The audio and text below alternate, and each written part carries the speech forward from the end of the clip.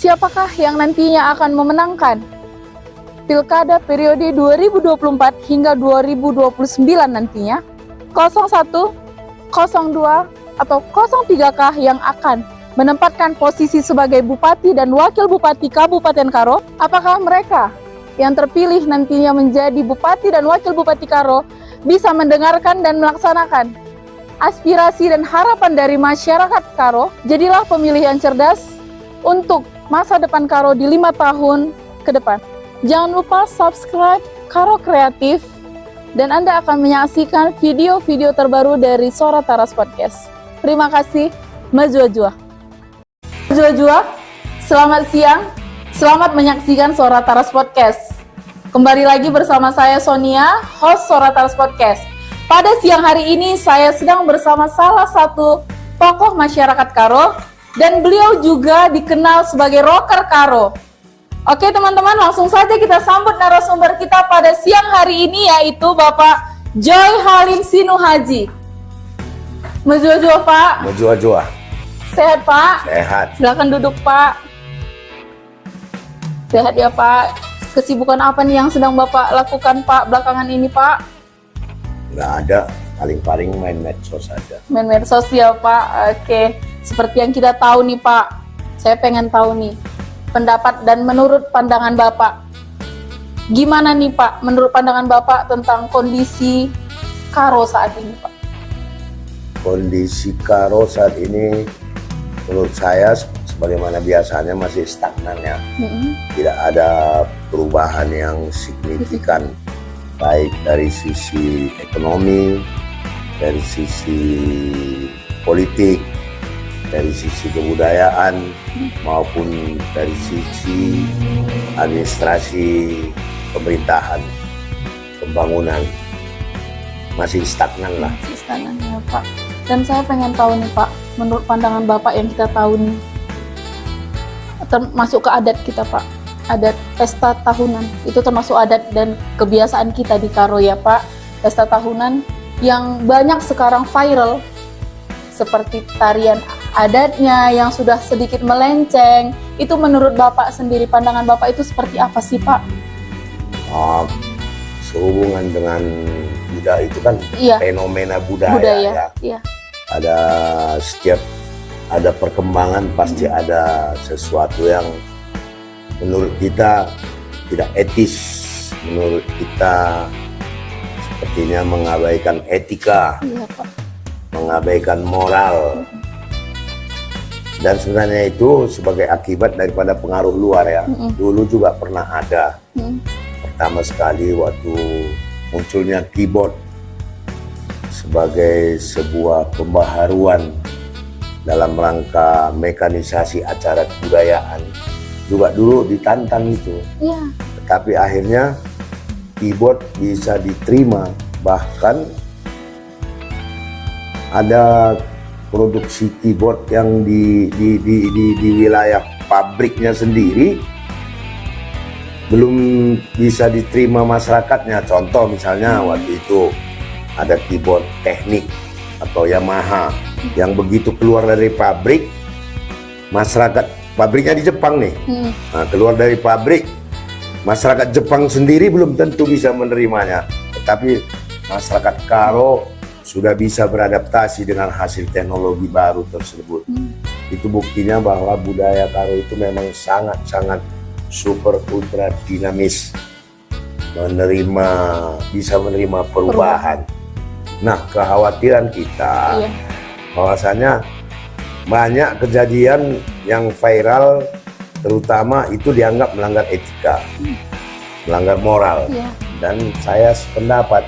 Tetapi kalau kita juga anti terhadap sesuatu hal yang baru juga, ini sepertinya nggak mungkin.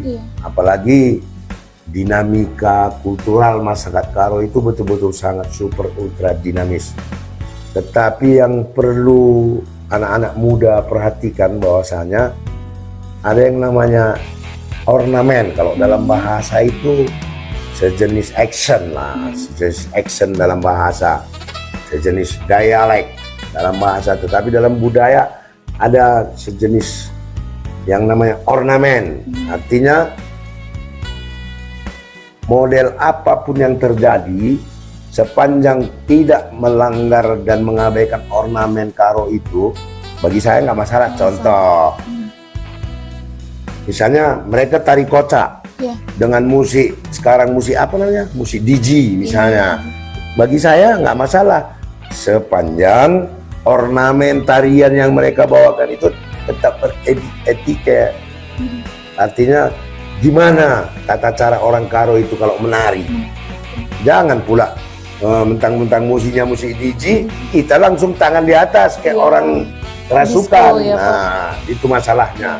Jadi pada generasi muda Karo, ketika menghadapi pesta tahunan, merdang-merdem kerja tahun di setiap desa, silakan Anda memodifikasi ornamen musik itu dan tarian itu, tetapi dengan catatan jangan mengabaikan ornamen originalitas tarian Karo saja. Benar Pak, karena yang kita lihat yang sekarang memang benar terjadi dan sudah beredar ya Pak di medsos, dan itu menjadi satu masalah di Karo, dan orang menganggapnya langsung negatifnya Pak. Iya Pak, negatifnya seperti itu, karena yang bisa kita bilang tadi Pak, masyarakat Karo ini orang pintar. Memang negatif dia. Nah, ketika kita mengabaikan ornamen budaya yang asli milik kita secara tradisional. Dan kalau orang Karo menari itu kan ada ornamennya begini, bukan malah ikut-ikutan. Benar, ikut-ikutan dengan apa yang terjadi. Kalau kita mengadopsi musiknya nggak masalah, menurut saya nggak masalah, sepanjang ornamen, tata cara, gaya kita menari itu tetap berbudaya Karo. Jadi tetap tidak melupakan budaya kita ya Pak ya. Menarik sekali ya Pak. Dan kita masuk nih Pak, aku juga pengen tahu nih dalam pendapat Bapak nih. Dalam waktu dekat kita tahu kita akan melaksanakan pesta ya Pak, pesta pilkada. Oh iya, menarik itu. Ya, pesta pilkada Pak. Dan aku pengen tahu nih, menurut Bapak, yang aku jadikan Bapak ini salah satu tokoh masyarakat Karo Pak. Pandangan Bapak nih, sosok pemimpin seperti apa sih Pak nanti yang akan kita butuhkan di Karo ini sekarang?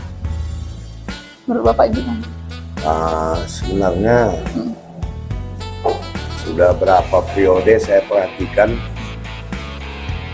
kita sosok yang bagaimanapun nggak masalah yang memimpin di sini, tetapi syaratnya mereka harus tahu bahwa satu-satunya alat instrumentasi yang bisa dijadikan menjadi alat melakukan perubahan di daerah ini APBD, anggaran pendapatan dan belanja daerah, ya kan? Iya, Pak.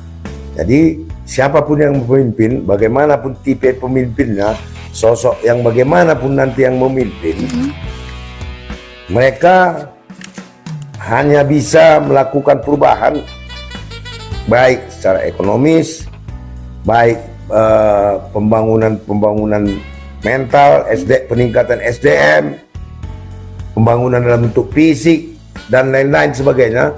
Satu-satunya yang bisa mereka gunakan adalah APBD. APBD kita itu terbatas soalnya, ya nggak bisa suka-suka hati, apalagi dia belanja rutin sudah digunakan sekian persen.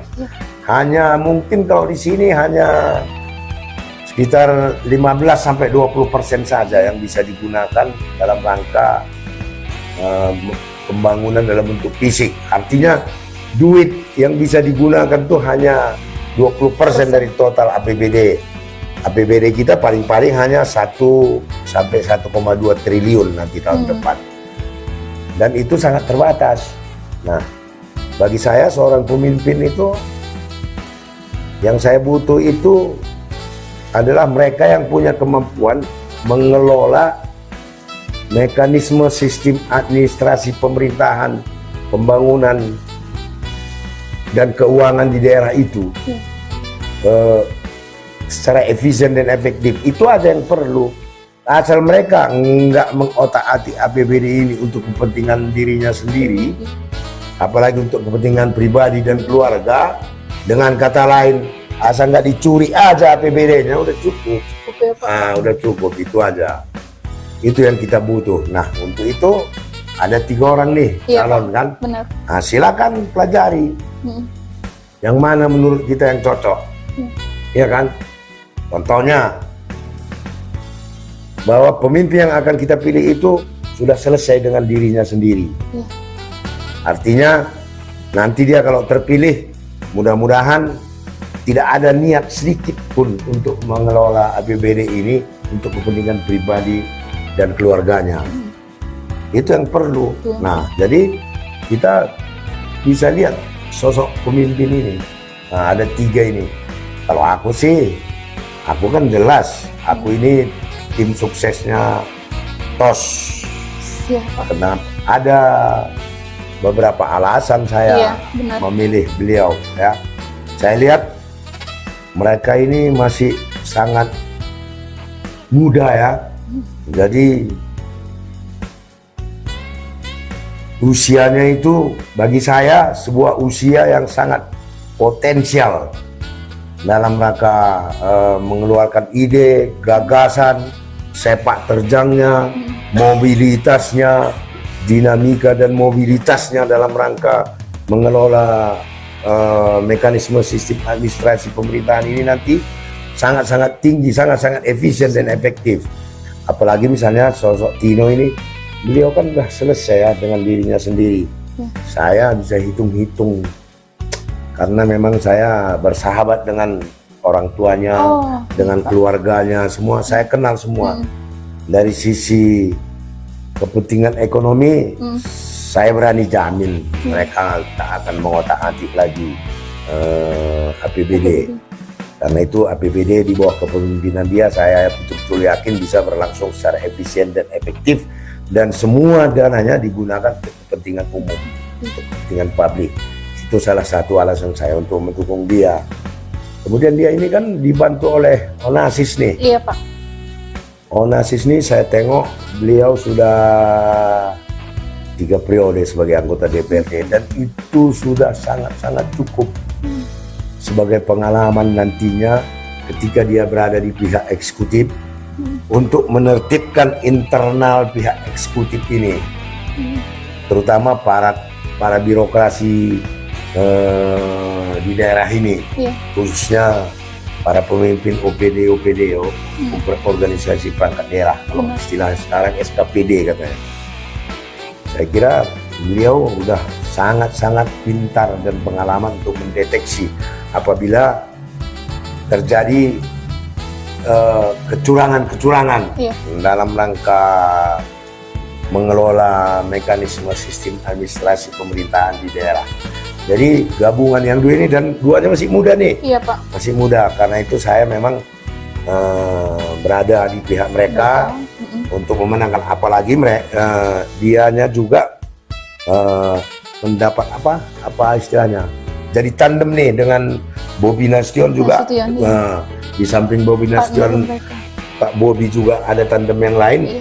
Mereka juga dipakai sebagai tandem, dan saya juga terlibat sebagai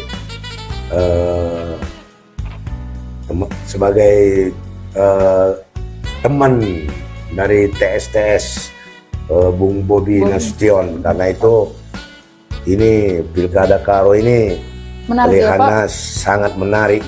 Karena 3 calon, ada 2 yang dipakai Bung Bobi sebagai tandem, yakni nomor 2 dan nomor 3. Sementara posisi saya saat sekarang ini berada di nomor 3. Di nomor 3 di Karo ya Pak. Di Karo, sedangkan Bapak salah satu sahabat juga ya Pak di kalangan Pak Bobi Nasution ya Pak. Wah, menarik sekali ya Pak.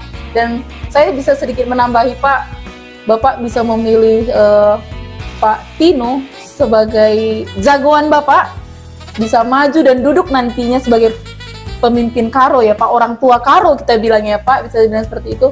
Karena ada nggak alasan Bapak, karena mereka masih muda, mereka bisa bebas berekspresi dan mereka bisa lebih welcome nanti Pak mendengarkan suara-suara muda-mudi Karo, agar kita bisa menghilangkan demonstrasi dan kembali ke budaya kita Pak, budaya Rumbu. Jika apa yang dibutuhkan oleh masyarakat Karo, mereka welcome nggak diajak duduk bersama seperti yang mereka lakukan sekarang nih Pak. Kita lihat mereka sepertinya mereka welcome sekali, Pak. Saya beberapa kali lihat di live Bapak itu, sekarang saya mengikuti beliau juga, mengumpulkan selalu muda-mudi di Rumah Kemenangan untuk mendengarkan aspirasi masyarakat, termasuknya kalangan muda, karena seperti Bapak bilang, mereka duanya adalah pasangan muda yang siap untuk melakukan perubahan di Karo. Ya. Seperti itu. Apakah menurut Bapak nih, mereka bisa lakukan hal itu nanti ketika mereka sudah duduk sebagai Bupati Karo nantinya, Pak? Loh, itu salah satu tanggung jawab mereka dong. Iya. Sebagai pemimpin daerah itu memang wajib selalu terbuka untuk semua kalangan, dari semua elemen masyarakat, dan itu tanggung jawab. Iya. Nah, kalau mereka nggak bertanggung jawab dengan itu, ya berarti mereka gagal dong memimpin Karo. Itu aja kuncinya. Jadi saya kira apa yang mereka lakukan sekarang pasti nanti pun masih tetap dilakukan ya Pak. Karena yang kita lihat Pak, dari tahun-tahun sebelumnya masa kampanye lah mereka berbaur dengan masyarakat, dan begitu memimpin mereka lupa, bahkan yang memilih mereka pun mereka lupa, seperti itu Pak. Dan yang pastinya pasangan TOS ini bagi saya adalah gabungan pasangan yang sangat ideal. Apalagi Bung Tino ini kan latar belakangnya dari sisi birokrasi, saya kira dia sangat pengalaman, apalagi bukan dalam arti dia pengalaman sebagai birokrat, enggak. Dia sangat pengalaman mendeteksi gerak-gerik aparat birokrasi, karena orang tuanya pun mantan pejabat eselon tinggi juga di kabupaten ini. Itu Pak Salam itu pernah sebagai kepala dinas di daerah ini. Tentunya mungkin dari sana Tino bisa mendeteksi perilaku aparat birokrasi di daerah ini, karena ayahnya juga seorang birokrat.